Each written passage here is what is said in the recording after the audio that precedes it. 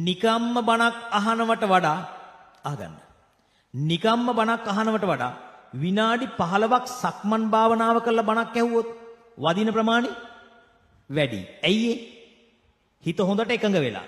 විනාඩි 15ක් මෛත්‍රී භාවනාව බුදු ගුණ භාවනා කරලා ඊට පස්සේ බණක් ඇහුවොත් වදින ගතිය වැඩි. ඇයි? සමාහිත සිතට එකඟ වූ සිතට හොඳට ධර්ම කරුණු වැටහෙන්න පටන්. කලබල වූ හිතට අපි කියන්නේ කලබලයට කොරස් කටේවත් අත දාගන්න බෑ කියලා. කොරහේ කට ලොකුයි.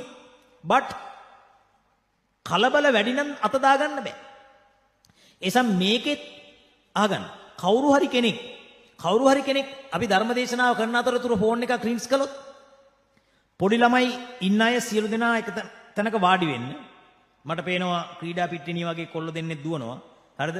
ඒගොල්ලෝ වාඩි වෙන්න මොකද උපාසකම්මලගේ හිත ඊට වඩා වේගෙන් දුවනවා. ඕගොල්ලෝ දුවනකොට. හරිද?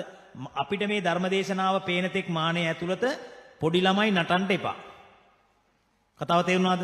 එහෙම නටන ළමයි කාගේ හරි දෙමව්පියෝ ඉන්නවනම් ඒ දෙමව්පියන්ට කසේරුකාවක් තියෙනවනම් කොඳුයට වෙලක් තියෙනවනම් ළමයි ගෙනල්ලා වාඩි කරගන්න. මොකද ළමයිට බණ අස්සන්න.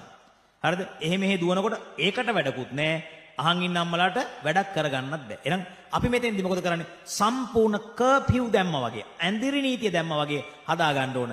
හිතයි ගතයි දෙකම හොලවන්න නැතු වෙන්න ඕන. අන්න එහෙම තැනක ලස්සනට බණ කියන්න පුළුවන්. ලස්සනට බණ අහන්න පුළුවන්. ධර්ම කරුණු අවබෝධ කරගන්න පහසුයි.